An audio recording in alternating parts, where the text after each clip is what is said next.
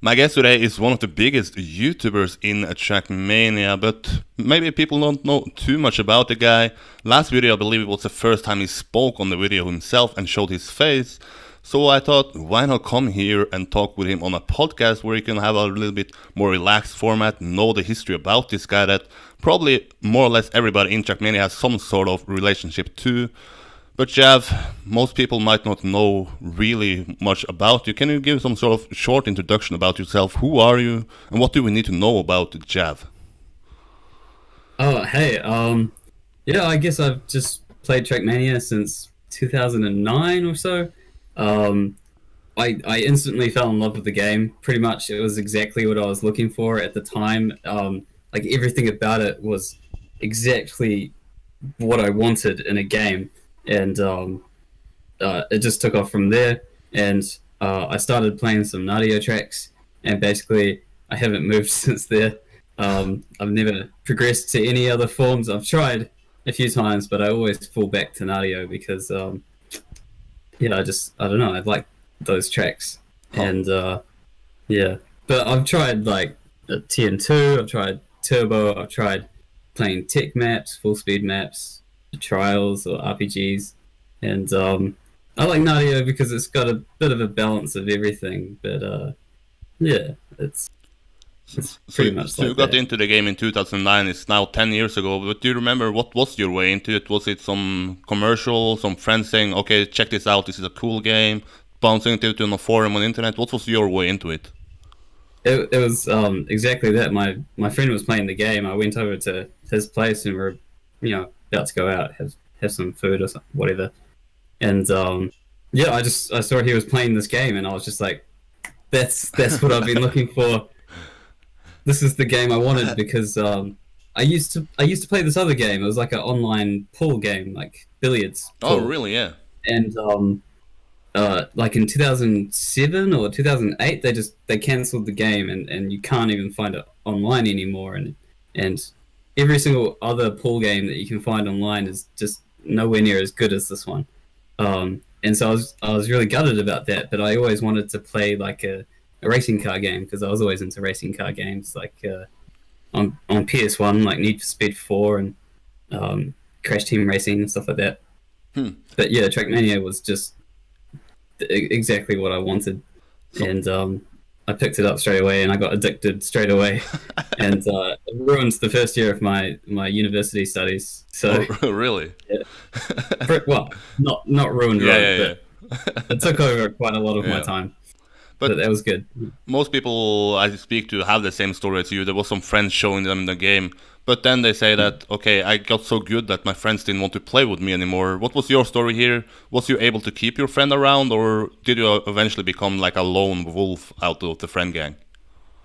I think I'm like a lone wolf in my entire country. Oh, really? Um, but there are a couple others that I've met, and a couple of them are quite good at tech, actually. And so I played like the World Cup with them a few years ago. I don't remember when it was, but yeah. So there are a couple others, but I've never met one. And my friend that introduced me to the game, he stopped after like 1 month. Oh, You really? know, to play more mainstream games like Counter Strike or whatever. Hmm. And yeah, I've just been a lone wolf ever since then. Hmm. No one here has even heard of the game, as far as I know. Oh, I haven't talked about it that much, like in the real world, but like whenever I do, people are like, yeah. "Yeah, Yeah, exactly. no Yeah. idea what the Yep. game is." It's just not popular in New Zealand at all. Huh. So yeah. But then once you got into the game, got used to the game, what was the most fun part? Was it to improve yourself as a player? Was it to discover tracks, just play one map and then leave it? Or was it to improve as a player? Um, yeah, a bit of everything. I think within the first year or so, I started trying to improve on the Nadeo leaderboard. Um, it took a while for me to be able to get to the skill level that I needed to get a top 10 time or something like that, let alone a world record. And but every day I would try and improve on the local leaderboards, and then a few months later, it was trying to get a Diddy time, and then a few months later, it was trying to get a top 10, and I just kept building up, and every year that I've progressed, I've just got better and better. It never seems to end. I guess it's like asymptoting out. Asymptoting? But yeah, no, I notice now that, like, compared to 5 years ago when I was a still pretty experienced player back then, and I thought I wouldn't improve from there. I thought I was the best that I was ever going to be, but I still, compared to then, I'm way better now than I was, which is good. Do you think that might be a problem for Trackmania? Because there is now, for new players, if they want to catch up to yourself on the world's best players, they have so many years to catch up to. It's maybe going to be demotivating instead of being a game where maybe in 1 year you could catch up to yourself, and there is certain skill level that you can top after 2 or 3 years. Yeah, I mean, I guess this is a pretty universal feature for, like, all games with online play. There's just always a kind of elite set of people who just dominate the game at some point, and if you're new to the game, then you've got so much catching up to. But there's always a few, like, new players that come along and they're surprisingly good, and they do pretty fine, but it will discourage a lot of the players who just want to play more casually. But I guess, like, the best way to fix that is just to have servers that are designed for more casual players, and then if they improve, they can get on stronger and stronger servers and then work their way up. But yeah, if it took 10 years for us to get to this level, then it's probably going to take them 10 years as well. Yeah, exactly. Unless you are something really special. Yeah, I'm sure there must be a few, like, there's a few big tech players in the world at the moment that I haven't heard of before. So I'm guessing that they must be fairly new. And, have any names? Do you have any names? Oh no, I don't want to name anyone in particular, but, like, I don't follow the competitive Trackmania side that much. I'm sure I'm, like, the worst player that you've ever had on your stream before. No. By far not. No? No. Do you want to name who it was? No, exactly. I was thinking when I said no, then I probably have to say B, but I'm not going to say B. Yeah, no, but I mean, you've had some really amazing players on your stream. Yeah, that's before. Also true, yeah. But yeah, like, if I followed it, I'm sure I would have known them for years. But yeah, occasionally, I'll be talking with some friends and they'll mention some tech players that just won the World Cup or whatever, and there'll be new names to me, which is good because I like hearing new names. Like, for 5 years, it was always like Kai and this, Kai and that, so it's like nice to have some fresh faces. Yeah. But you said that you also tried out tech. Why didn't you eventually stick around in tech and try to improve yourself as a player in the most competitive environment in the game? Yeah, I guess it's like they're kind of two different things, right? Like, tech is, for me, it seems like you more want to be consistent. Yeah. And you want to be, like, every single run you're hitting the same spot, you're getting the same times. But for Nadeo, it's like you do thousands and thousands of fails, and your aim is to get as close to failing as possible without actually doing it. So you're pushing the limits as far as you can, and that's going to cause you to fail most of the time. So it's completely different technique, I guess. And I didn't adapt to tech very well. I can't play consistently at all. Usually in Nadeo tournaments, I struggle to get past, like, the round of 16 or something. Because a lot of other players that played tech a bit more, they're just a lot more consistent than I am. But then once I bring up the question of who is the best Trackmania player in the world to people who might not be inside the esport world, they have a different view because they have a different perspective of what is a good Trackmania player. Who would you say is the best Trackmania player, and how should we determine that? Is it even possible to determine who is the best Trackmania player? I think you would have to separate it by category. Yeah. So, like who's the best tech player in the world? In your opinion? In your opinion, at the moment I believe it's Kappa, but he's from Czech Republic, teammate of Twin that I know you know about. But overall, it's Yeah, Carl Jr. that you probably also heard about, winning a world sure. championship 3 times in a row, and then being in grand final 6 times. So, but your Yeah, opinion yeah. about Nadeo and such, about other parts of the game where we can determine who is the best. Do you have any sort of determination to that?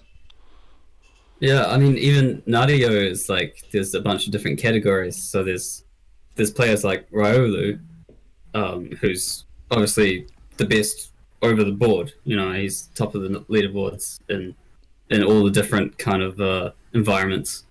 Um, but there's different types of skills, and like I would say, Demon is probably one of the best players in the world as well. Like I don't think he's played much tech, but in the Nadeo world, he dominates basically. Yeah. And then Race Hans as well is also a very skilled player.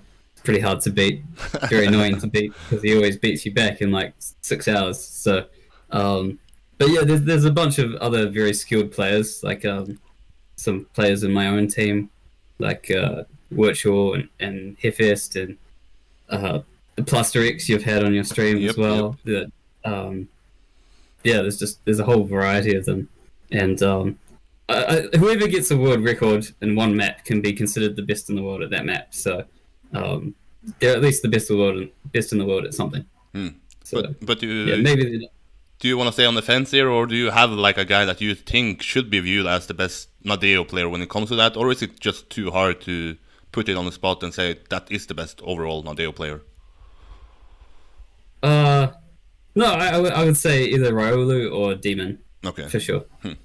They're definitely the most skilled players, or maybe Marvin as well. Oh, really? For Yeah, an old guy there.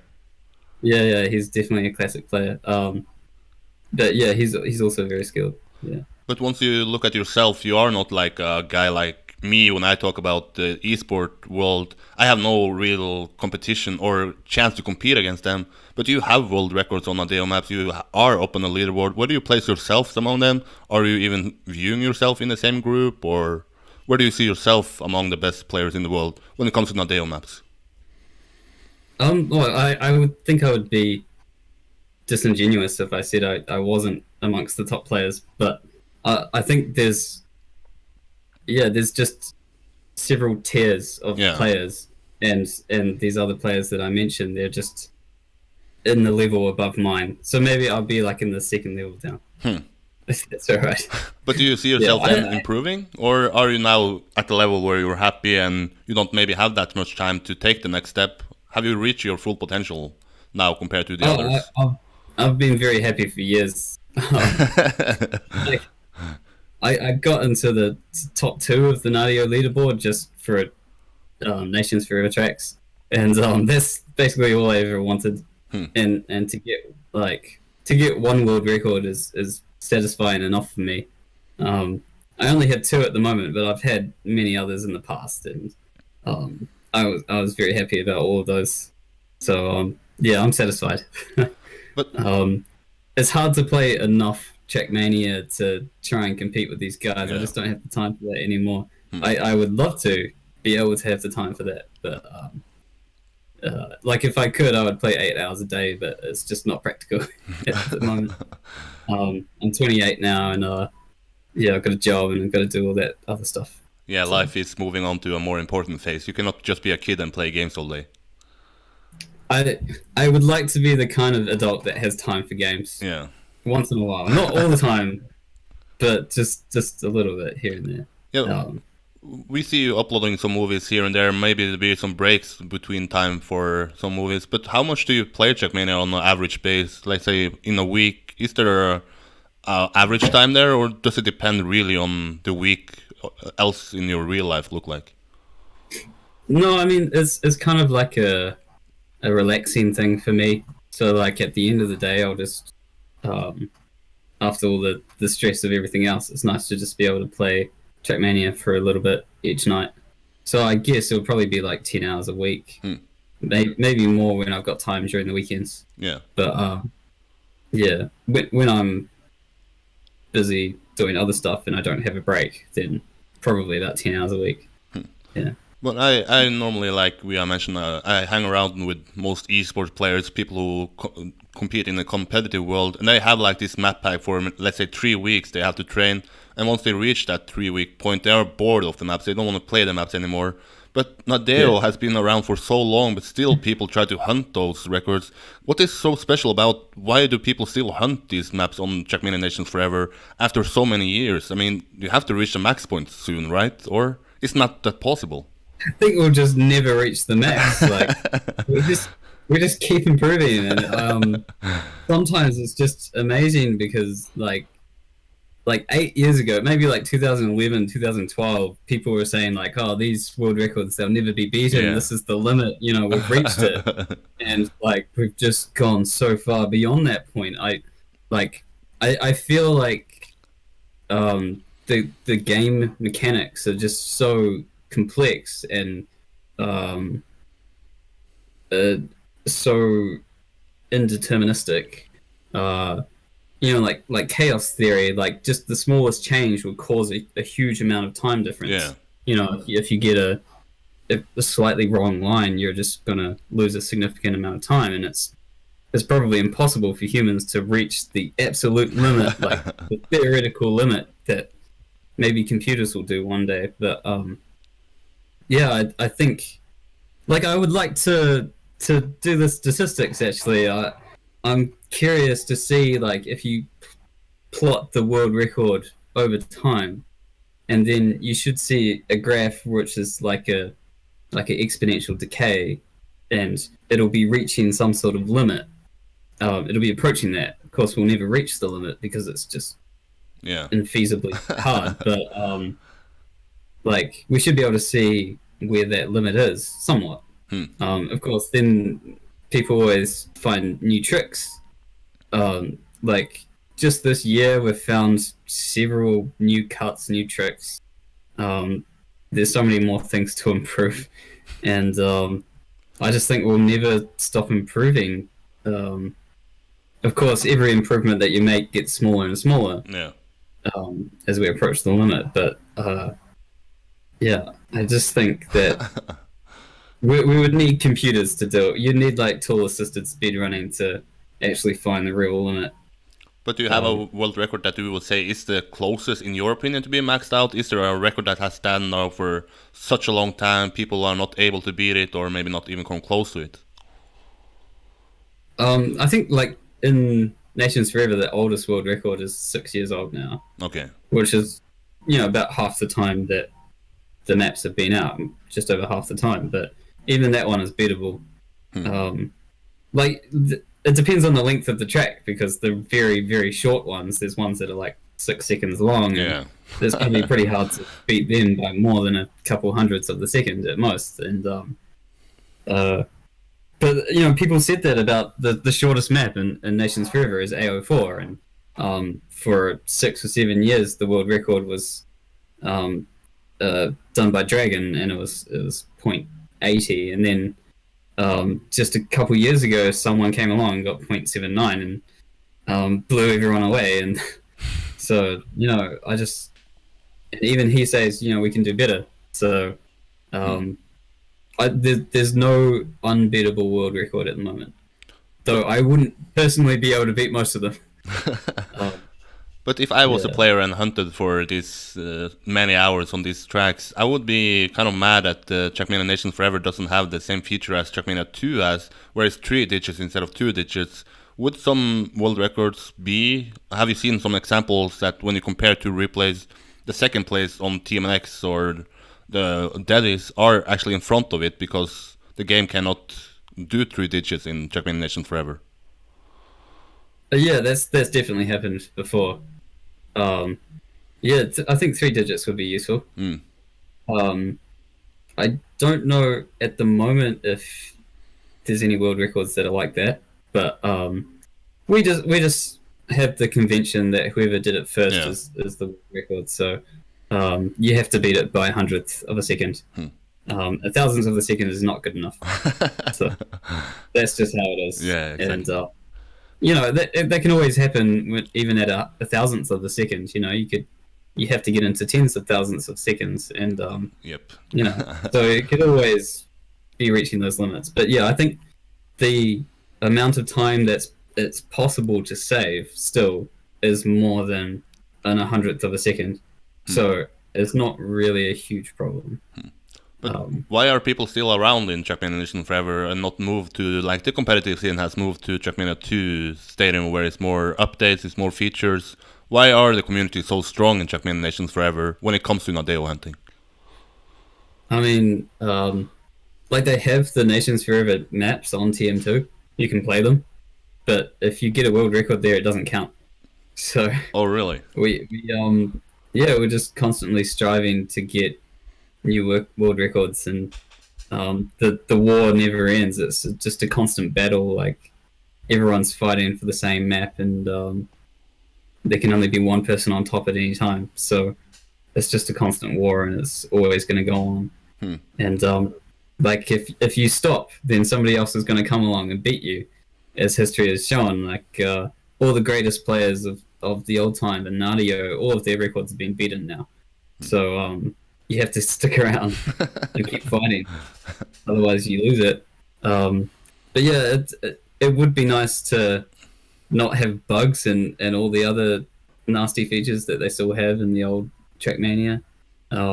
It's certainly much nicer to play those maps without bugs on TM2, but yeah, they're just like a character. You know, it's a distinctive characteristic of old Trackmania, and it would be, I would miss it if it wasn't there. Yeah, it's just part of the game for us. But most of your videos on YouTube are related to cutting and maybe some other non-cut world records. But how did you get into this sort of cutting world of Nadeo? Why did you end up liking this so much and trying to find cuts? Maybe it's part of the fact that I'm not in that top tier of players who can drive insanely accurately, and so in order to get a world record, I have to use other tactics. Yeah. Perhaps. But yeah, no, we it's fun to search for new tricks and new cuts. Obviously, there's the reward factor of getting that world record, at least temporarily, until somebody else does the trick much better than you. But yeah, it's fun, and you have to think, you know, like especially like my last video. Yeah, we have to resort to pretty interesting measures to find new cuts now, and. But if you are in a competitive world and you do a cut in a round or in a match, you are getting disqualified because cuts are forbidden. Do you think that cuts on Nadeo maps are adding a factor, or is it potentially removing a factor, since then those who hunt for the intentional way have no chance anymore? What is your opinion? Should maybe there be not cutting? Would it be as much fun? What is your opinion? I mean, I think there's a lot of people that don't like the cuts, and a lot of them have left Nadeo because of that. You know, they're just frustrated that all of their favorite maps got cut, and their times don't count for anything anymore. Personally, I like no-cut maps as well. So I view a no-cut world record as just as good as the cut world record. So I'm happy to hunt those, and I have done in the past. But yeah, most people don't view the no-cut world record as anything anymore. So I think naturally just the people that don't like the cuts have left, and the people that do like the cuts have stayed behind, and they're still fighting. So I think most people are okay with it. But certainly, like back in 2010, when I was still fresh, and I was living through all of these cuts that were being found on these maps, and I experienced all the hate and the frustration from other people from all of those cuts. But I was still having fun. Yeah. So I enjoy doing the cuts as well. The difficult ones and the easy ones, they're all good.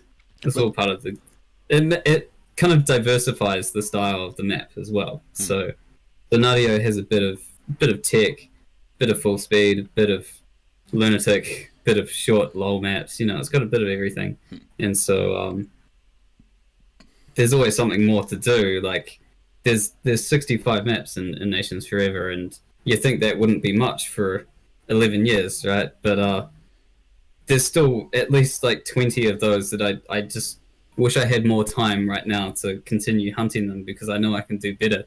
And whenever I do better on a new map, another map will come up, and then I'll need to hunt that one as well, and then so it just never ends, So there's always something to do, and it always seems fresh.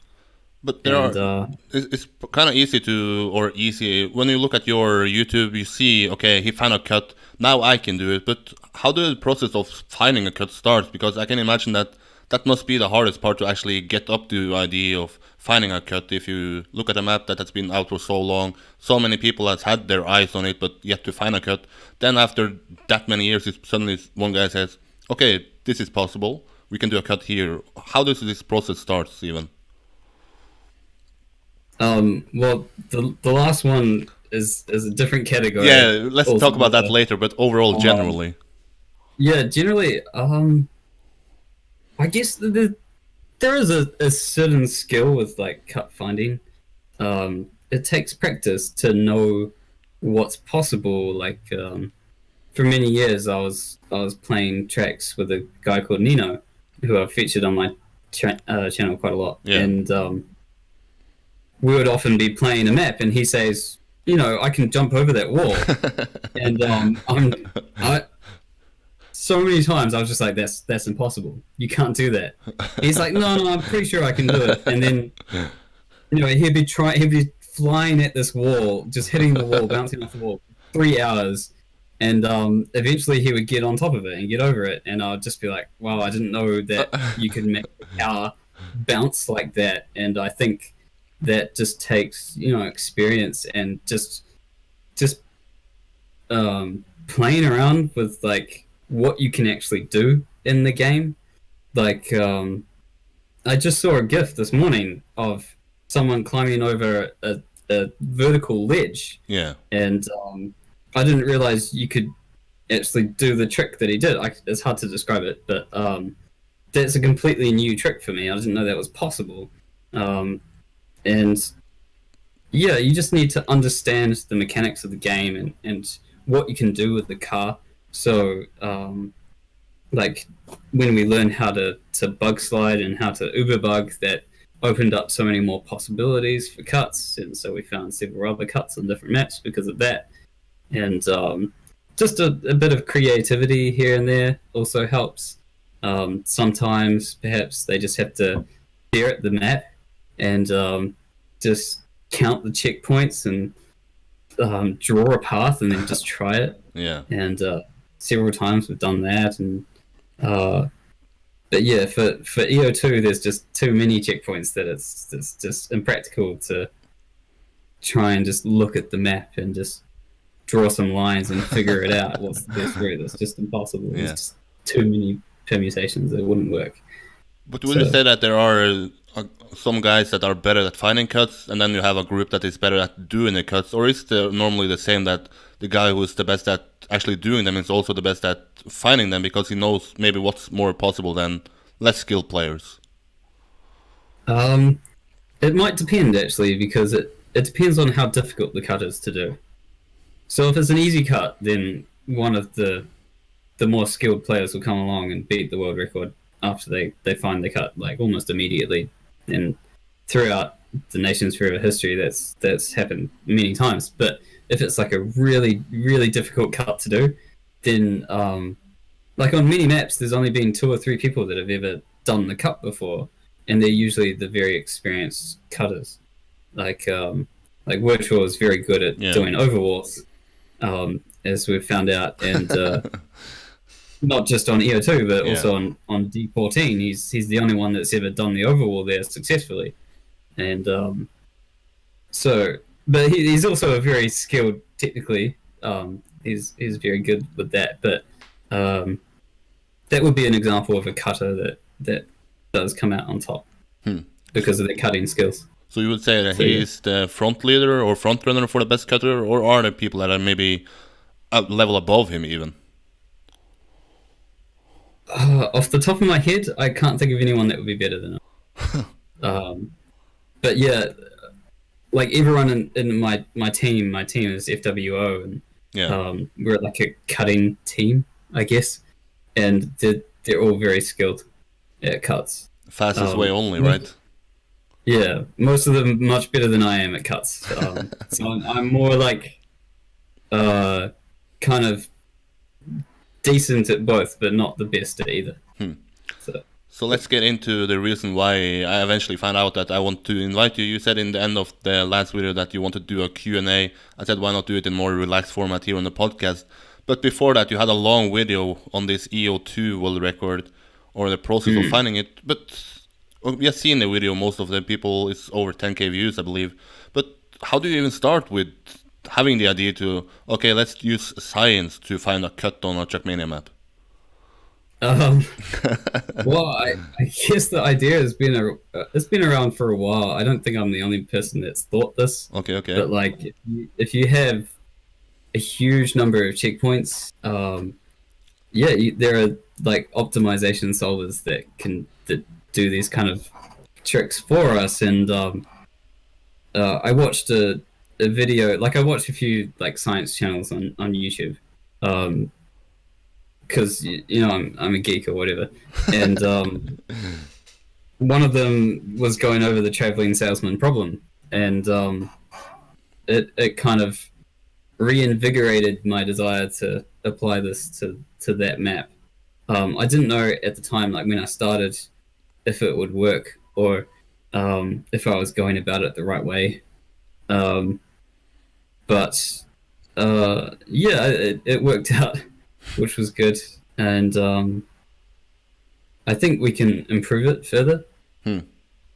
Maybe we won't find a faster route, but I think we can improve the process a bit further. We can optimize that. But yeah, I'm certainly not the only one that's had that idea for doing that for this particular map. There are other maps that you could try this on, but EO2 is the main one. But what was the worst? Yeah, what was the worst part about it? Then was it to go into it knowing or not knowing that this was gonna work? Maybe was it a certain process that, okay, now I hit the head against the wall? What was the worst problem you faced during this sort of road to finding the cut or the fastest way? So like I explained everything in a nice chronological order in the video, but I was really doing everything at the same time. So while I was studying the map, I was also driving some routes, and I was also coding for the optimization part. And I guess the most uncertain moment I had was I didn't know if I would be able to program the genetic algorithm that I needed to solve the traveling salesman problem. But it was very useful to find a piece of code online which basically had done all of the hard work for me. And not all of it, but basically most of it. And but for a while there, I wasn't certain if the optimization would work, and then all of the driving that I did would be a waste of time. I also didn't know that, like, I didn't know when I started how I would deal with having to do turnarounds at checkpoints and stuff. I thought that we might find some nice, interesting routes, but they wouldn't be practical. But we found ways around that eventually, and yeah, it all worked out. I was surprised how well it worked. So that's good. But do you feel now that after the movie is out that there is like a lot of people now saying they want to hunt for the world record, or is already the world record by visual so strong that people say, okay, I'm never gonna do that shit? They can try.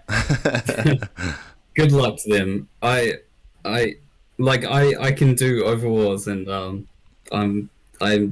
I've practiced EO2 so much, more than anybody. I can say that with confidence. More than anybody, I've played that map. It's my favorite map, and I couldn't get close to what Virtual has done. Not even close. It's on a different level. It's insane. So you would say that the map is now dead, or is it alive but just for a certain amount of people? For a very few very few people. Huh. I think like Virtual himself, he could improve his own time if he wanted to, and yeah, if you remember, there is a faster way to do it than what he did, and it's about 5 seconds faster. It's a lot harder, but I think if he really dedicated himself, he could do it. It's beyond me. I think there's too many. Hopefully, it does it on the speed run. Yeah, I struggled with 3 overalls, but doing 6 would just be crazy. Doing 8 is just It will happen, you know that, right? Eventually, yeah. Some crazy kid, probably someone that hasn't even started playing yet, will come along and they'll surprise, everyone and beat that. So yeah. So no world record is safe. That's the thing, Yeah, that's a good part, right? I think in 10 years, if the game still exists, none of the world records that we have right now will be still there. I think they'll all be gone. So, yeah. But is there a next step for this map, or what is the next step for this map, if there is a next step? I think at some point it might be nice to refine the program, the optimization a little bit more. It'd be cool if we could get some estimates of what time is possible. At the moment, we can only get just really rough estimates on like how fast a particular route is, but you could easily improve that. So yeah, it can be refined a lot, but I'm not going to work on that now. I'm working on something else. So. Yeah. You want to give some hints here, or is it not Trackmania related? I really want to talk about it. Man, I'm really excited about this. I wish I could talk about it soon. I think we'll start making some videos soon. We're still. I've got a team of people working on this at the moment, and yeah, it's all very cool. Huh. It will be on your YouTube channel in the future, right? Or? Yeah, at least mine. Yeah. Okay. But maybe some others will do some videos of their own. But yeah. I'm looking for the science part of this and breaking it down. You said that it might be useful for other tracks. Is there any tracks that you think now you can just copy what you have done and say, okay, just copy paste it in here and we'll find a faster route? Yeah, pretty much. You could do it for any track. I don't see why not. Obviously, like the more checkpoints it has and the more complicated it is, the more likely it is to be useful. So like if a map only has 3 checkpoints, then just staring at the map, you should be able to see what's possible. Unless, like most cuts on other maps, because we discovered that you can bounce over a wall in a particular way, or you can do an Uber bug or something like that. But yeah, none of them are actually pathfinding through like a significant amount of checkpoints. But there are other maps like EO3 and EO4. They have like 12 or 13 checkpoints each. So there's a possibility that we're missing something there. I doubt it. Because like they have half the amount of checkpoints that EO2 does, but that doesn't make it twice as easy. It makes it like 50 times easier. Like it's not a 1-to-1 ratio, So I highly doubt that we're missing anything there, but we could try it. Why not? And it would take much less time than EO2 would have taken, because but there would be much less possibilities. Since you started your YouTube career, is this the video you used the longest time on, or is there a video that even tops this one and you would say that this video was even more work put into? Probably the video I did on EO5 was the most amount of time. I spent like so much time on that one. My gosh. Which one? I believe you have done 2, right? Or the most recent one on EO5 it's like over an hour. I mean, most of that is just showing the replay, but yeah, I put a lot of work into that one, and I'm pretty proud of the results from that one. But yeah, I think I wanted to talk not only to make the video shorter, but to save myself some editing time, but that didn't really work out because it's not like recording yourself, then editing everything, and then I had to put subtitles on, and I had to line up everything with pictures, and it took a while, but it wasn't my longest video. Maybe top 3 or 4. Most of the work, like if you consider the work as well that I put into it, then it's definitely the most amount of time that I spent on one video. But yeah, we didn't just get the video; we also got the world record. So that's definitely worth it, in my opinion. But go back. If you get a world record, go ahead. Yeah. If you get a world record, then like all the work that you put in is definitely worth it. So. But go back to your video starting career. Then, why did you eventually say, "Okay, I want to put up a YouTube channel. I want to show some Trackmania runs there, and let's see what happens." Yeah, I can't really remember what I put up first. Actually, I had a pretty slow start on YouTube. I mean, I was posting more videos back in the day, like shorter videos, less quality, I guess. Now I go for more like longer and better quality videos, which take me more time, and they're more spaced out, so there's less videos per year. But at the beginning, I don't know. I just thought some things would be funny, so I just made a video about it. Like Nadeo reverse was one of the main things that I was doing at the start, and so I was just swapping the start and the finish of a map and changing nothing else, because a lot of people had made Nadeo reverse maps, but they didn't just swap the start and the finish. They turned around the boosters so that they were facing the wrong way. They created extra ramps so that you could do things. But like the idea was that even without the ramps, you have to find a way to go through the map anyway. And for some maps, they just had like some pretty beautiful solutions to that. So I thought, I would make a video about that and just post it. And people liked that, so I carried on that. And then I was just basically posting other things as well, other like interesting cuts we did, or other Nadeo world records or something. But would you say that the Nadeo reverse was sort of your breakthrough, that you eventually found out that, okay, my channel is blooming, or was it another video that made maybe your channel more out there in the Trackmania world? I didn't pay too much attention of like how I was doing relative to other Trackmania channels. I never really focused on how much attention I was getting, or how many views or subscribers I was getting. It just kind of happened. But yeah, I got some nice comments from people. They were like, "Oh yeah, this is a cool video, blah blah blah," and I just kept going, and that was it. Like, I don't really mind how many views or something my video gets. As long as people enjoy it, that's all that matters to me. So. But would you say that you can say that there's one video that you're more happy with than others? Is there a video that you, if you didn't create it yourself, that you would enjoy watching the most? What is that video? Oh, I like all of my videos.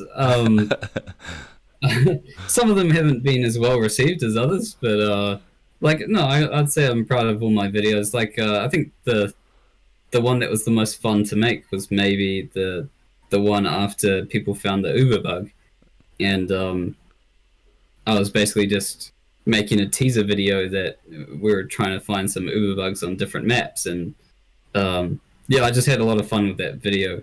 And I guess the main series that I had in the beginning was Nadeo reverse. But yeah, the ones that got the most attention were the ones just of random cuts.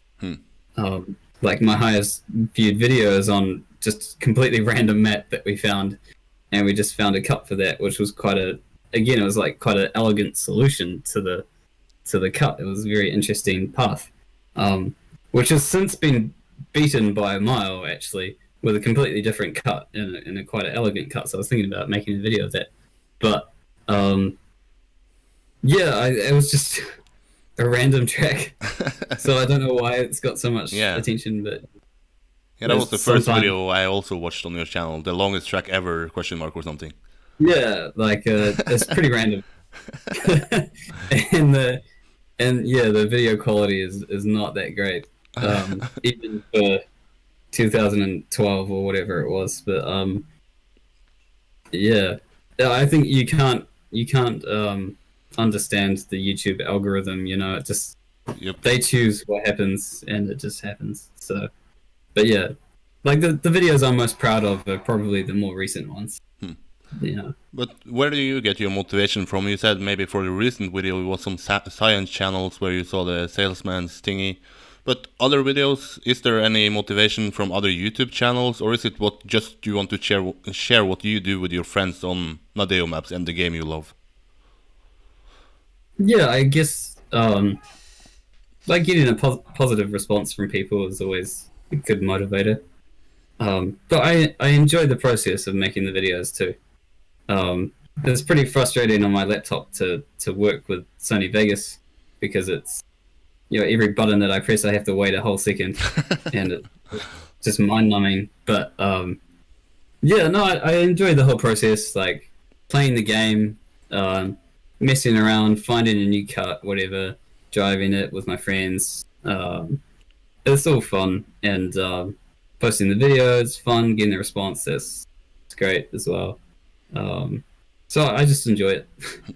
Like I'm not motivated for any other reasons. It's just, if it wasn't fun, I wouldn't do it. So yeah. You mentioned before we started the podcast that you may be looking to buy a new computer. Would that make more video on your YouTube channel since maybe then it's easier, or how would you say that a new computer might help you and sort of the quality that you produce and the quantity? Well, I'd be able to play the game with higher video quality. That would be great because I'm currently on the lowest graphics settings. So I'll be able to go up to medium or something. That would be great for me. Make the experience a little bit better. And yeah, using Sony Vegas would be actually fast. I hope, and I'll actually be able to like watch the preview video. Like while you're making the video, you try and watch the preview, but as soon as I put a video on top of music or something like that, it just freezes. And so I can't actually watch my video until I render it, and then I get the MP4 file, and then I can open that and watch it. So I have to render it like multiple times while I'm making a video just to see how I'm progressing and stuff. So that's a pretty frustrating process. So that would be a lot better with a decent computer. And but yeah, maybe I'll be able to like render and better quality as well. But We'll I said it before we started, is that maybe your quality is what actually sticks out, that other people might try to polish it as much as you want, and then you have yourself that maybe sticks out because it was bad. I saw a comment on the EO2 world record, it's so bad that it's actually beautiful. But would you maybe stick to the same format that people are now used to for, 6 years or something? Or are we going to see a new era on your YouTube channel that, okay, now I'm also going to be this Polish guy that tries to do everything as Polish as possible? No, I'm not going to polish them that much. I don't even know how some people do it. Like I've seen a few very high quality videos by some other YouTubers, and I just don't know how. So no, yeah, I'll probably just stick to my usual style of videos. But maybe I can render in like higher graphics settings. Yeah, but the same style probably, focusing on the content.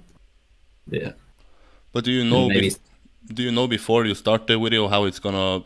You said that you have to render it to check it, but do you know in your head how it's gonna look like? What type of music you want? What type of clips? What type of text you want? Or is it just how you feel that day and said, okay, this is funny to put in there. This is a good music, and this is how it ended up. Yeah, I kind of, when I'm starting a video, I'll have a general idea of what I want to put in, like, which is why I started the video in the first place. But like as I'm working through, I'll be figuring things out, like the order of the information that I'm putting, and I'll try and get everything out. I'll try and do like the whole video on the first run, and then I'll go back through and just like add some more things that maybe make it a little bit more interesting, like adding a joke here or there, adding some other clips that might be interesting. And the music is important. I think that's probably one of the better, more interesting features of my channel is that I steal other people's good music and I put it on my channel. So that's probably the only reason that people actually like watching the videos, or that they can put up with them. Yeah. So the music's very important for setting the mood. So I do spend some time like trying to pick a good, appropriate song. Not all the time, but sometimes. Yeah. Where do you steal the music from? Is it a certain source, or is it just something you bounce into and said, okay, this is a potential music that I can use? No, it's mostly off a couple YouTube channels. Like one's called Majestic Casual, and the other one's UKF Drum and Bass. So I mainly get it from them. But yeah, it definitely means that I can't like monetize my videos or anything like that. But it's alright. Do you think that you could earn money on YouTube, that if you monetize it, and maybe because you have soon 4,000 subscribers, you have some videos with over 100,000 views, some like the last one over 10,000 views, isn't there potential to actually earn some money from YouTube? I don't know. Is there? I have no idea. I need to hit 1,000 subs first. I don't think it'd be like really worth the time and effort. Maybe it'd be like $10 a month or something. Yeah. If I get like over 10,000 subscribers, then we'll look into it. But for now, I'm happy just having fun. That's all. One of the favorite movies that my favorite movies on your channel is the Twin run on EO5. He's a player that is in the esports world. I have contacted with him a lot. It was actually the last guy I spoke to on a different podcast. But are you looking forward to a new world record there? Are you waiting for a new world record by Twin there, or are you going to make a movie about maybe Roland's world record? Is there a potential plan there for the EO5, because it's still alive and had a new world record this year or last year? Yeah, I did make a video on Roland's world record. Well, I made a video of like the top 3. So there was Roland, Tween, and Demon. Oh yeah. They all have like quite a similar time, and so I made a video about that. And I was quite happy with that. But I was looking forward to Tween trying. He said he would. Yeah. He mentioned that he would try it earlier this year, but I guess he's just been busy. But one day, I'm sure he'll give it a go, and he should be able to beat it, because he's definitely like the best player there on that map. Yeah, that was the last question I asked Twin in the podcast. It was, is he having a plan on taking the EO5 back? He said, yeah, but in the start of this year we had too much competition, too much school. But once the summer comes around, he will try it. But he won't upload it until he has a record that, okay, now I actually destroyed the track. Now it's finally done. But wasn't that like the video that you made last time about Twin, that, okay, this is the sickest world record, this track is done, and then here we are again? See, this is why I should never say that like something is unbeatable, because every time someone says that something's unbeatable, it gets beaten. Yeah. And even if he took it by another 10 seconds, which I think he's probably capable of, Demon or Roland, they could probably keep trying and they could beat it one day. Huh. Or somebody else, maybe. Yeah, not me, but somebody else. Yeah. Nothing is safe, so everything will be beaten one day. But yeah, I'm looking forward to seeing what Tween is capable of there. Should be exciting. and then I'll make another video saying this is the sickest world record ever, and then it'll be beaten like 2 months later. The rule of my channel is every time I make a video, it becomes redundant within a few days. Like I made a video about the top 10 oldest world records a couple years ago, and within one day, Stasiva broke the oldest world record, the one that was 7 years old, and he took like an hour of training to beat it, and just yeah. So my whole video was ruined. Thanks to you. But yeah, and now like only maybe 3 or 4 of those records that were in the video are still the record, and people have been trying to beat them actually. So I don't think they'll survive long either. So I have to make another video. And then wait for people to reclaim the records again. Yeah, naturally. But looking at your channel, it's one of the biggest in Trackmania. But do you have any other channels that you watch in Trackmania that you maybe think people should pay more attention to? Maybe that you feel, okay, the content here is actually good. People should maybe give more attention to it. Or is there some good channels that already get a lot of attention that you like as well? I guess like the main one I'd recommend is some of the guys in my team, like Virtual's channel and Edge and Hefest. You know, there's plenty of guys in my team. Plusto also. Yeah. His videos are amazing actually. Yeah, I would recommend their channels. They're probably the ones, like the Nadeo players are the ones I focus on the most. So I've seen a few of the tech players ones as well, but yeah, mainly I focus on Nadeo. Once and Raulu's channel, if you want to watch a bunch of just insane Nadeo world records every day. Yeah. Yeah, he's just on another level, that guy. Talking about Riolo and talking about maybe Trackmania Nation Forever, there are some sort of, I don't know, lap over there. You have both of Virtual and Riolo going to Malmö to go to speedrun. Are you planning on following it, or is it going to be hard to stay up and watch it during the New Zealand time? Yeah, it's going to be pretty hard. Yeah, I'll cheer them on. Yeah. You have them in your thoughts when you sleep. Yeah. I like my sleep, so yeah, that's probably more important. I used to do a lot of like late night Trackmania back in the days when I was an undergrad at university, and I could do whatever I wanted with my time.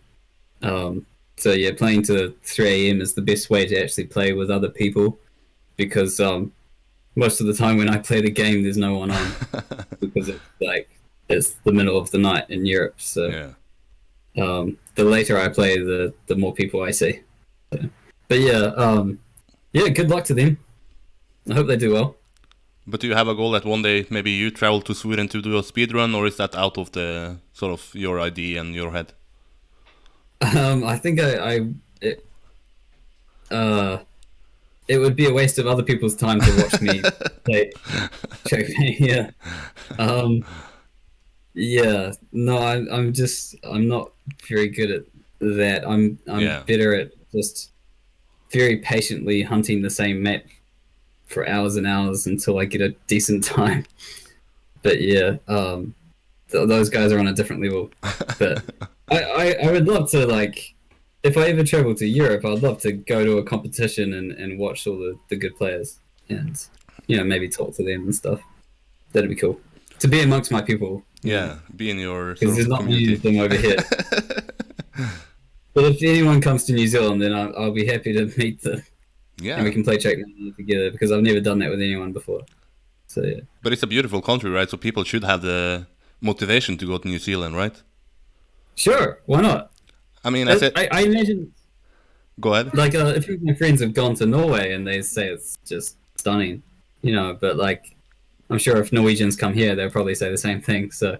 But that's the reason why I said New Zealand is beautiful, because people say that New Zealand is sort of the nearest country to Norway, and I like Norway, so I think that, okay, when people say that, probably New Zealand is also beautiful, right? Yeah, I like it. It's very hard to travel here because it's so far away. Yeah. But it's definitely worth it. Like, I don't know many people that have come here and not enjoyed their stay. So, like, if you really like hiking or like just nature, then New Zealand's the place to come. And At the end of the last video, you announced that you wanted to do a Q&A in the comment section. That was my sort of trigger to invite you on. But I see that you responded to most of the questions that people asked. But is there a question? Sorry. No. But is there a question that you feel like was most outstanding, was the most interesting, maybe that you want to bring up here as well? Was there a question that you said, okay, I'm not thought about that, or this was interesting that maybe more people should know? I was happy with like the fact that people were asking very informed questions about the work that we did. Like obviously a lot of the people watching are like computer programmers or engineers. There's quite a lot of us in Trackmania, so I thought that was very interesting for them, and I was very happy to try and answer their questions as best I could. So I was happy with the sciencey questions. But I found one question that you didn't answer, I believe at least. It was from Goba. He said, a little off-topic questions, but do you have a favorite Mario Kart? I've never played the game. Is that why I didn't answer the question? I really loved Crash Team Racing when I was in my PlayStation days, but I've never played Mario Kart before. I don't know why. It looks fun, but yeah. I haven't played it before. Yeah, we have one player, I believe, Frostbuild was good in both Mario Kart and the Trackmania, so maybe there are some, lap over there, skill-wise? Some transferable skills. Yeah. Yeah, probably. I think like all racing car games have a certain aspect of that. Yeah. Like my first PlayStation game was Need for Speed, and ever since then I've always just loved racing car games more than other types of games like first person shooters or something. But like even in that game I was always trying to get the fastest lap time that I could. Yeah. And that's one of the reasons why I just clicked to Trackmania straight away. It was just exactly what I was looking for. So I was happy with that. But you mentioned that you, in your own country, has never played a game with someone from New Zealand. Has there ever been a time in your sort of life that you thought, okay, maybe now I want to move to some of the friends that I know online, because then I have some friends that I share this passion with, that I can play with, can hang around with, can talk with in real life, and not just only online with people that you have the same passion with? Like I consider like my online friends, they're as good as friends as anybody else, and like it's just a kind of different relationship, I guess, like with your online friends. But I have too many other passions other than Trackmania that keep me here. What is keeping you down? What is sort of the points that we need to eliminate so you can come over to Europe? You need to cut off my hands or something. But then I couldn't play Trackmania. Yeah, exactly. No, yeah, I have a few hobbies actually, and they keep me busy. So, yeah. You're not moving anytime soon. No, I would like to live in a different country. I'm not even sure if it'd be Europe. Like, I would like to experience something a little bit different to New Zealand. And Europe's, it's different, but it's pretty much, there's a lot of similarities. So, like, I would like to live in South America or Asia for a while, experience something new. But yeah, I haven't been to Europe yet. It's basically one of the only places I haven't been to yet, and I have to go sometime. Yeah, once you come, you have to come to Norway, right? Sure. I mean, it's on my list. There's a lot of countries there. Yeah, I had Mudda on from, I believe, Australia. And I said, if you actually travel all the way from Australia to Norway, I'm going to show you around, going to let you sleep in the house, going to drive you around. And that's the same offer I'm going to give you if you actually take the time and effort to go from New Zealand to Europe. That's a fucking long travel, right? Yeah. And it's expensive. Yeah, exactly. To go anywhere is a long way. Like, to go to Australia is 3 to 4 hours Okay. on plane. Damn. So that's the closest. But yeah, uh, I'll definitely go to Europe one day, but I'm not sure if I'll think about living there. Yeah. I'll see how much I like it, I guess. I guess you first have to check it out before saying, okay, I pack my shit and then I go. Then you can regret it. Yeah, I think I'd always come back to New Zealand Yeah. eventually We are, because I do like it. you have joined a sort of special club here on the podcast. You crossed the 1 hour mark. But is there any Well, topic? Yeah. There are certain, I believe it's like maybe 6 people that has been on this podcast for more than an hour. I think we can do the world record. The world record. have you have you had a lot of coffee or? Yeah, I have my Monster Energy drink. You're definitely prepared then. Yeah, exactly. But is there a topic that you feel I that wanted is to worth bringing up? have a few beers here, but I didn't. What? I don't have any beers in the fridge, so next time. Yeah. But there are just once you are doing this podcast, and I'm trying to sort of control the topics that you go through, I might forget something that some guest thinks it's okay. Why didn't you ask about that? Why didn't you want to talk about this? Is there a topic that you find interesting that you want to share with the community that maybe they miss out on, or that they might find interesting, or that you just find interesting to talk about? I should have thought about this in advance. But that to be said, that you are actually one of the few guys that helped me out beforehand. Normally people said, no, I don't have any things planned, I'm just gonna show up. But you sent me a little list to help me out. I don't know too much about Nadeo, so that was really helpful. But besides that, is there anything that you find worth sharing here on the podcast?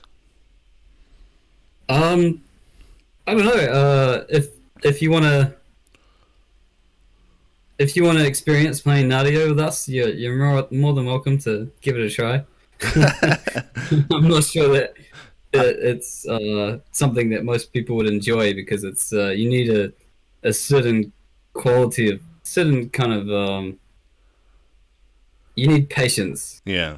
And you need to be stubborn, I think, because 99% of the time it's not going to work out, and so you just got to be very persistent, and then it'll be good. But I can't think of anything off the top of my head at the moment.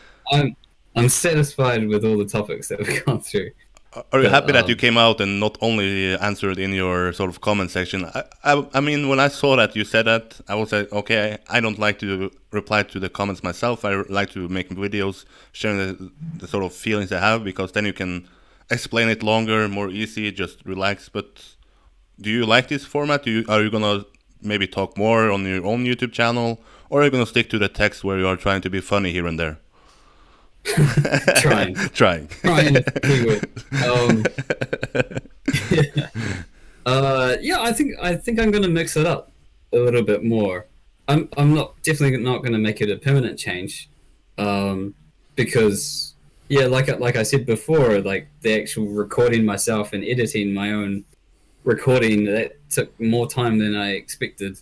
Yeah. And so I think it'll depend on what I'm gonna talk about, but there is a video in the future that I've planned where I will be talking, but maybe not with video, just with audio. But I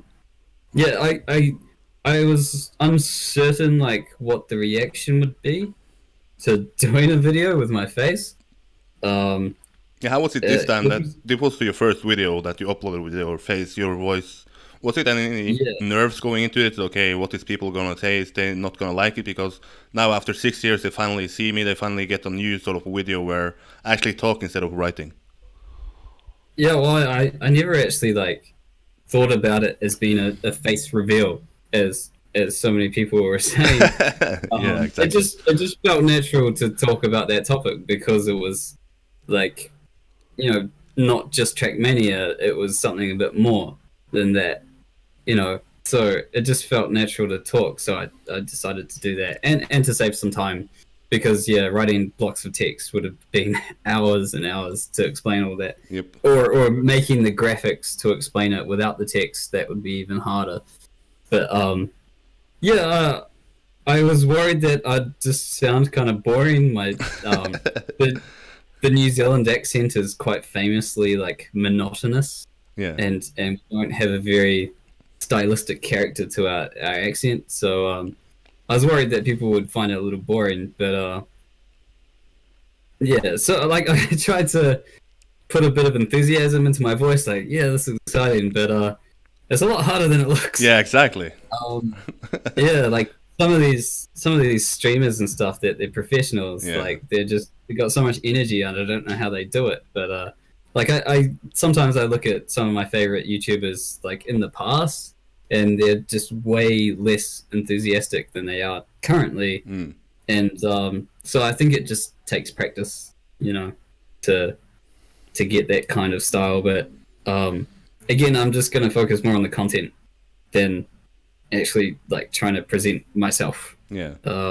I'm just gonna do the content in the easiest way possible. So yeah. But we have the Trackmania podcast at the moment. Isn't there an idea to actually you can launch a Nadeo podcast? Because I know that I miss out on some deep inside knowledge. Some Nadeo players are probably sitting and hearing this. Why didn't he ask this? Why didn't he ask that? Why didn't he cover this? If you bring up some Nadeo people have this podcast, I believe that you can bring up a lot of more interesting topics to the people that are interesting. And there are a lot of people in Trackmania Nations Forever that plays Nadeo still, right? I'm sure there's quite a few of us. Yep. So bring up the podcast. That's my. I mean, I would be happy if you used me as like a gateway to bring more Nadeo players into your channel. I'm fine with that. That'd be great if you could interview some of the people on our side. Yeah. I'm sure you'll be happy with that too. And like I always try and add some attention to other players who are strong in the Nadeo field on my channel. So I try to involve them in my videos as well. I want to put you on the spot here. You said that you want me to be a gateway into more Nadeo players. Say a name to me. Who is I'm gonna invite on the podcast next from the Nadeo world? Who is an interesting character that maybe the community doesn't have heard too much about? That may be interesting to hear their story, or is there even someone that you don't know the story of that you want to know the story of? I personally I would like to see most Demon. Demon. Yeah, or Roland. Yeah. Yeah, virtual. Anybody on my team would be cool as well. Like, not to be cocky, but most of them are probably the best players in Nadeo at the moment. So, yeah, I would like to see quite a lot of people actually. I'm gonna try to hit up this demon guy. That to be said, I already hit up Roland, so that's why I'm not gonna ask him again. I'm not gonna bother him. Yeah. But yeah, you've had Ryolu on your channel before. Yeah, twice. Yeah, he's probably one of us that likes to talk more than the others. And that guy has so much going on. The casting, the turbo, world records, just being a good player as well, right? Yeah, sure. Yeah. Yeah, I can send you a list of players if you want. Yeah, of course. I want to talk to as many as possible, right? That's why I have this podcast, to show what the community in Trackmania is all about. Sure. Yeah, I think it's great. But a question that I ask most people recently is the upcoming ZRT Trackmania Cup. Do you know what that even is, the Zerator Cup? I've heard the name. You heard the name, okay. People talk about it. I think there's some people in my team might be playing it. Yeah, Plastorex was in the final or the semi-final last year. I think maybe Rizo is playing it. I think this time it's duo, so it's 2 versus 2. So I believe it's Plastorex and Rizo on a team. Okay, yeah. And they most likely will go to Strasbourg in France to play offline on the stage again. Oh, cool. In front of 7,000 people, that's something, right? No pressure. But why don't we see you attend to such... I mean, if you see in the maps, there are some people draw the line between those maps and the Nadeo maps. Maybe not the most polished maps, maybe some random factors here and there. But we are not seeing you try it. I have noticed that, like for me, the competitive scene, in my mind, was always very tech based, right? And it's part of the reason that I wasn't appealed to tech in the first place was that all the maps had the exact same kind of features, like the same style was quite repetitive for me, I guess. It's not obviously exactly like that, because a lot of people have a lot of interest in that, and that's Yeah. fine. But I noticed recently that that seems to be changing. That like a lot of the competitive scene is diversifying a lot now, and the maps are much more interesting and unique, and they have weird tricks and Yeah. stuff that you have to do. So I think it's definitely going more in my direction. But I don't know if I have the time or the money to dedicate myself to it. But I believe the good thing. I think I Go ahead. might try and like follow it more, and then maybe in the future we'll see. But I think I know this correctly because I heard that if you qualify to the Serrator Cup offline finals, that means the semi-final and the grand final, the streamer Serrator will pay the flight ticket from your country to France. That's a good way to come to Europe, right? even if you're from New Zealand, I don't know. This Wow. year you have, I believe, Matt, who is from Brazil. He has a high chance of qualifying. I'm curious to see if he qualifies. Is Serrator going to pay everything? But I know that he pays for Carl Jr. that is from Canada. So I mean, yeah, I believe so. At least I might be wrong, but that's cool. I heard that. Yeah. Again, I'm just not sure if I'm on just the right level to Yeah. be able to compete with people like Carl Jr. Yeah. Yeah, these Who they're are? too strong. Who are? Yeah. But it might be fun. Yeah. Yeah. Maybe I'll try some of the maps.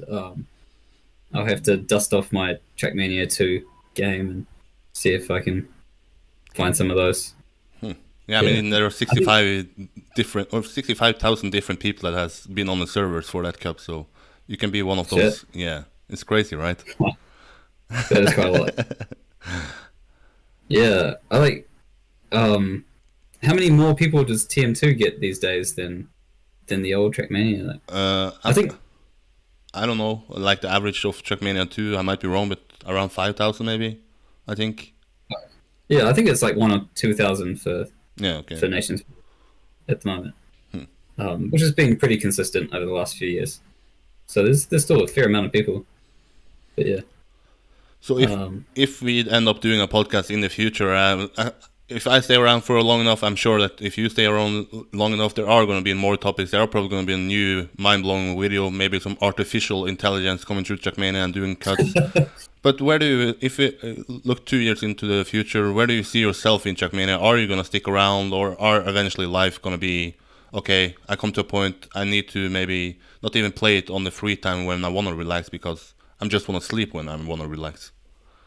I think that the thing that would take me away from this game the most would be if there was another game to fill that void that was even better. And there's been a lot of like very famous games in the last 10 years, and none of them have sparked my interest as much as Trackmania. So I can't see myself leaving in the near future at all. And my goal is always to get a top 10 in every single one of the 65 tracks, and I haven't done that yet. So how far are you? How far are you away? 62 tracks. miles away. I have about half at the moment. Okay, yeah. And a lot of the remaining ones are just impossible, so I would need a lot of time to do that. So I don't think I'll ever achieve that. So I'll never be fully satisfied, and so yeah. But I think like thinking about like using AI and stuff, like maybe like I don't think it would be appropriate to use computers to generate replays at the moment, like tool-assisted speedrunning or something like that in Trackmania at the moment. But one day, like in 10 years or so, if they stopped producing Trackmania games, maybe we can look back at Trackmania like people look back at Mario these days and perfect everything using computers. That would be very interesting, and I I hope that I'm still paying attention when that happens one day. But yeah, it's still too soon to do that. But do you think that once artificial intelligence enters Trackmania, that maybe players see, okay, that is actually possible, I'm so far away that might kill the game? Or is it going to be like a limit that, okay, we know the perfect time, now I'm going to try to get as close as possible? Yeah, I think it'll change the game. I don't think it'll make the game die. Because, I mean, like tool-assisted speedrunning has revived some of the really old games more than anything. Like, people were trying to get the best possible speedrun on a lot of old games, and without computers and stuff sparking the interest, perhaps people would have just let the game die. So I think it'll change Trackmania, but I don't think it'll kill it. But again, I don't think we're ready for that yet. What needs to happen for us getting ready for it then? Is there a certain checkpoint that you have to achieve to say, okay, this is working, now we can enter it into the world of Trackmania as well? I think if, well, for one, if everyone stopped playing, that would do it. That would mean there's no more rules anymore and you can do whatever you want. Or if Ubisoft stopped producing new Trackmania games, I guess that would also do it. And if, yeah, I think maybe in 10 years. 10 years. I wouldn't even know how to do it yet, so I'd need to... I'd need to learn how to program in Java or something, and then maybe I can try it. But it's out of my reach at the moment. Yeah, maybe some people in Trackmania has it. Yeah. I think some people have tried some things in the past, but yeah, I don't think we should do that yet. Yeah, I'm looking forward to actually hearing about it, the artificial intelligence coming to Trackmania. Maybe even after I leave as well, just, I remember that game, and then you see artificial intelligence being introduced. Yeah, exactly. Yeah, that'd be cool. But yeah, I would like nothing better to know exactly what the fastest way to do these 65 maps is. Yeah, exactly. Like, the absolute limit by AI, that'd be pretty fascinating. Yeah. And then I guess you'd be able to like try and replicate it. Like you wouldn't be able to, but you could try. Yeah. And that would probably help people get much faster times, I think. Imagine the artificial intelligence on like a map of EO2 when they does the cuts and shit, right? Yeah. I can just imagine it doing like 5 different Uber bugs across the map. You know? Yeah. That's obviously something that'd be completely unrepeatable. But I'm sure there's probably one of the maps you can do something like that. Or EO5, the Uberberg, or 60 rounds, right? Oh yeah, you could easily do that for EO5. Yeah. You can take off like 3 minutes from the world record if you wanted to. Poor twin, poor rolling. Yeah, all that work for nothing. Yeah.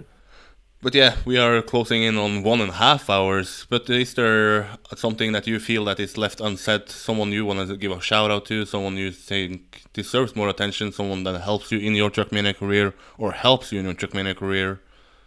Is someone worth mentioning here, or a topic worth mentioning that is still yet to be discovered?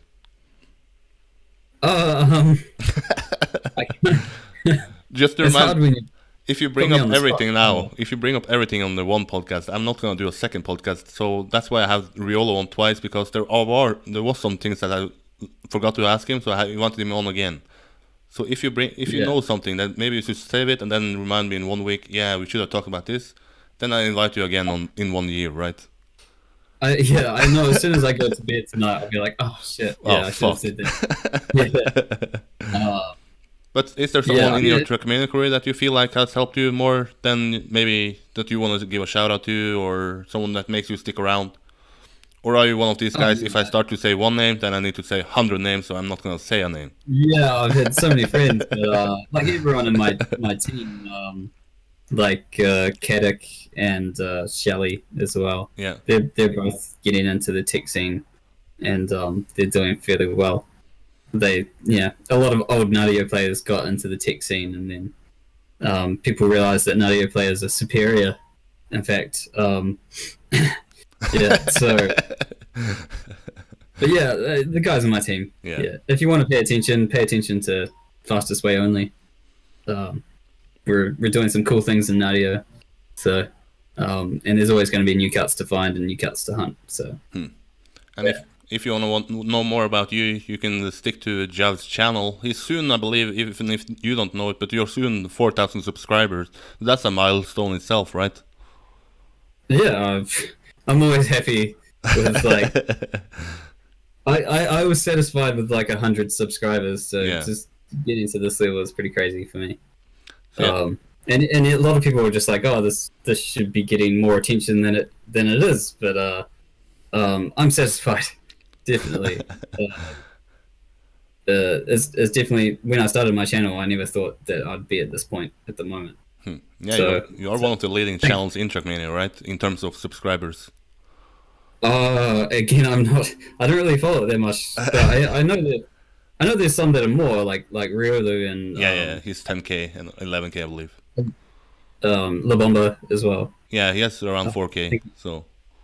Does he? Okay, yeah. But you have like Carl Jr., I believe, like 70k, 80k. 80. I mean, Serrator Cup. You need to Google Serrator Cup. Look at the views. Like this week, people get 100,000 views on a video just from Serrator Cup. That's pretty cool. Yeah, so if you want to go to 10k fast, just make a video about Serrator Cup. Find a cut there or a trick there. People will go crazy. Yeah, we can search for some cuts maybe. Yeah. But yeah, like I'm pretty happy with 4K. Yeah, of course. I don't want too much attention. Yeah. You shy? Yeah, I am actually. Yeah. But yeah, even if you are shy, thanks for stepping up and doing this podcast 1.5 hours. I mean, before once I invited you, I said, okay, maybe he's gonna ask for 15 minutes because you hadn't used your voice a lot on the YouTube videos. But here we are, 1.5 hours later, and I believe there are still a podcast to do in the future once we get some new interesting topics. Once you share the project that you don't want to share at the moment with, then maybe we have some more things to talk about, right? Yeah, I'm sure I'll think of some more things. Like, I think it really depends on who I'm talking to. Yeah, exactly. How much I talk. Like, when I talk with my supervisor, it's like 20 seconds and then there's nothing left to talk about. But yeah, if someone's got similar interests, then that's cool. So, yeah. That's why I want you to start a Nadeo podcast with Nadeo players, because you know so much that I don't know about the landscape in Nadeo.